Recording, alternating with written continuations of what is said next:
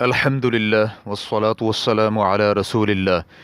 کچھ لوگ کہتے ہیں کہ باہر نکلنے سے پہلے سبحان اللہ کہو، یا یہ کہ اگر تم نے ایسا نہ کہا تو تم شیطان سے محبت کرتے ہو۔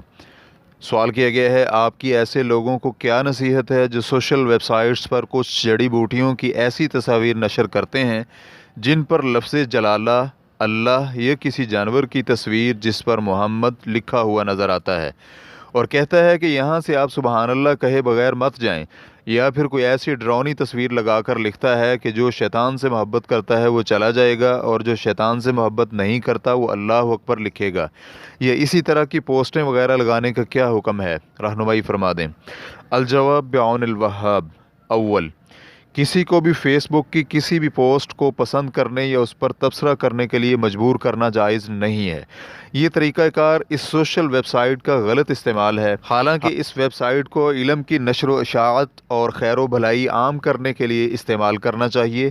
ہم اس کے بارے میں اس سے قبل سوال نمبر 101317 کے جواب میں تنبیہ کر آئے ہیں۔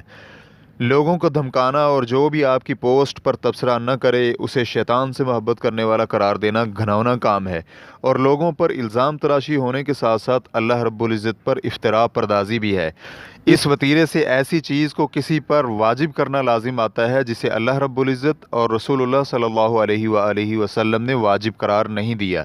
لہٰذا ایسی کوئی دلیل نہیں ہے جس سے انسان پر یہ لازم قرار دیا جائے کہ جب بھی کوئی خوشنما چیز سامنے آئے تو سبحان اللہ کہے، یا کوئی ناگوار چیز نظر آئے تو اللہ اکبر کہے۔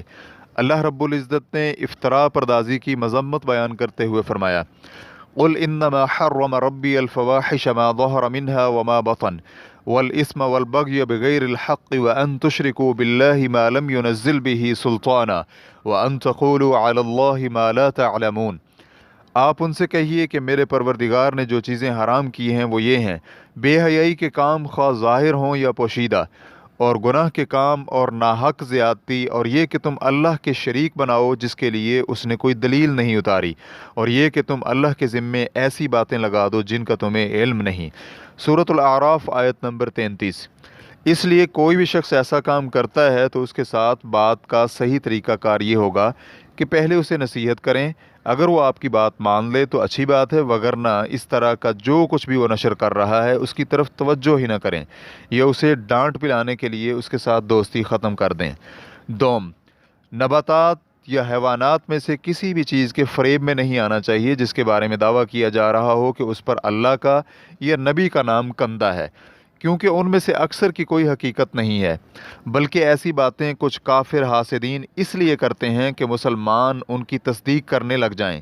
یا پھر یہ کام ایسے لوگوں کی طرف سے ہوتا ہے جو اچھائی کو جھوٹ کے ذریعے پھیلانا چاہتے ہیں، جیسے کہ ماضی میں کچھ لوگ احادیث اس لیے گھڑتے تھے کہ وہ اپنے تئیں عوام کو خیر کی طرف بلا رہے ہیں۔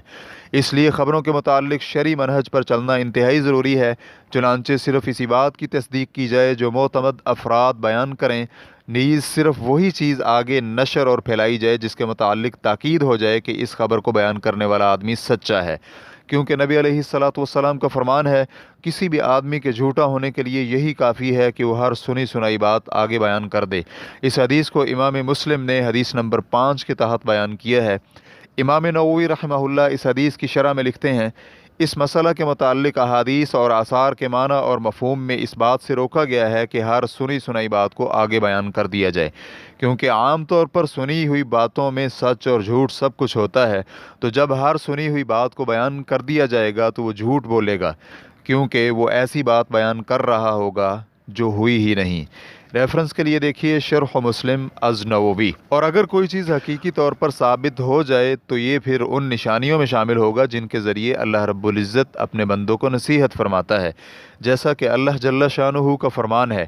سنریہم آیاتنا فی الآفاق وفی انفسہم حتی یتبین لہم انہ الحق اولم یکف بربک انہ علی کل شیء شہید۔ عن قریب ہم انہیں کائنات میں بھی اپنی نشانیاں دکھائیں گے اور ان کے اپنے اندر بھی، یہاں تک کہ ان پر واضح ہو جائے گا کہ وہ حق ہے۔ کیا یہ بات کافی نہیں کہ آپ کا پروردگار ہر چیز پر گواہ ہے؟ سورۃ الفصلت آیت نمبر 53۔ واللہ تعالی اعلم۔ اسلام کیو اے ریکارڈنگز مؤسسۃ الشیخ محمد صالح المنجد